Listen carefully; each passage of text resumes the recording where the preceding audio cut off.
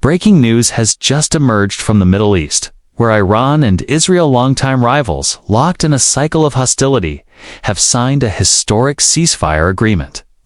The announcement comes after weeks of escalating tensions, brutal airstrikes, and mounting civilian casualties that alarmed the international community and provoked an urgent global response. The deal was signed late last night under tight security in Geneva, where negotiators from both sides met behind closed doors for 72 hours of intense, high-stakes diplomacy. The breakthrough was finally achieved in the early hours of the morning, following direct intervention by world powers including the United States, China, Russia, and the European Union. The agreement marks the most significant de-escalation in Iran-Israel relations in over a decade, raising cautious hopes for regional stability, though observers remain wary of how long the truce will hold.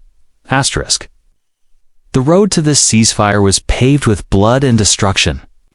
In the past month alone, Israeli cities endured waves of drone and missile attacks, allegedly backed by Iran's Islamic Revolutionary Guard Corps, IRGC, while Iranian-aligned militias in Lebanon, Syria, and Iraq faced relentless Israeli airstrikes.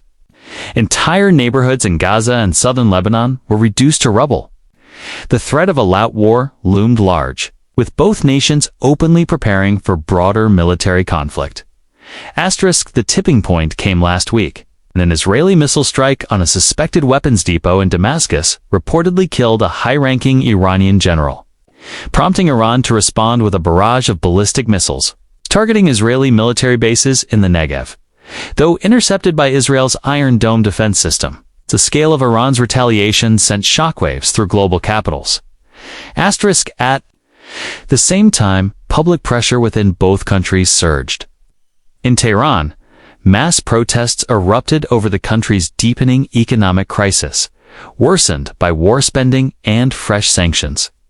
In Tel Aviv, thousands gathered outside the Knesset, demanding an end to the violence and accusing the Netanyahu government of dragging Israel into an avoidable regional war. International mediators seized the moment. U.S. Secretary of State Anthony Blinken and EU Foreign Policy Chief Joseph Borrell initiated factional talks through neutral parties in Oman and Switzerland.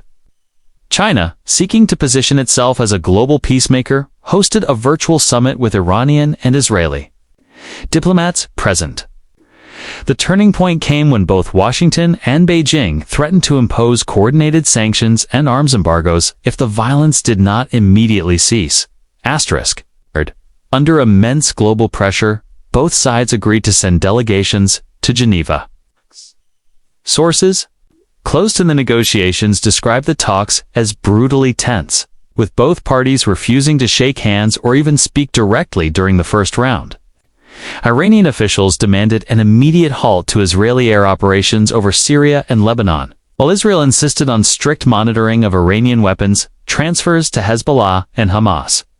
The final agreement includes several key provisions: a mutual cessation of offensive operations, a freeze on arms transfers to non-state actors in the region, and the establishment of a unmonitored demilitarized zone in parts of southern Lebanon and the Golan Heights.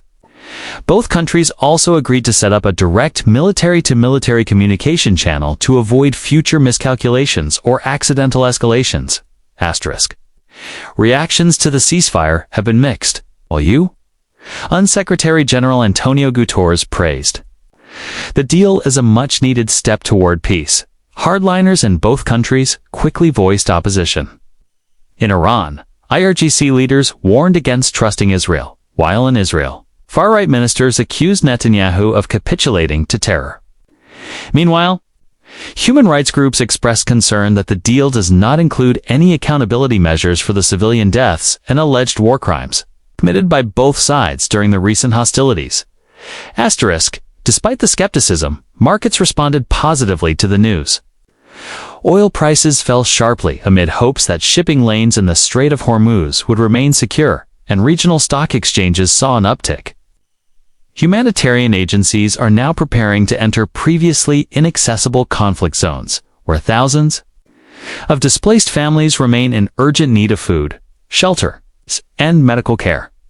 But the underlying issues that fueled the conflict remain unresolved. Iran's support for armed groups in Gaza, Lebanon, and Syria continues to be a red line for Israel, while Tehran views Israel's covert operations and assassinations of nuclear scientists as intolerable provocations. A fragile truce rests on a narrow ledge of mutual exhaustion, external pressure, and the hope that factional diplomacy can continue behind the scenes.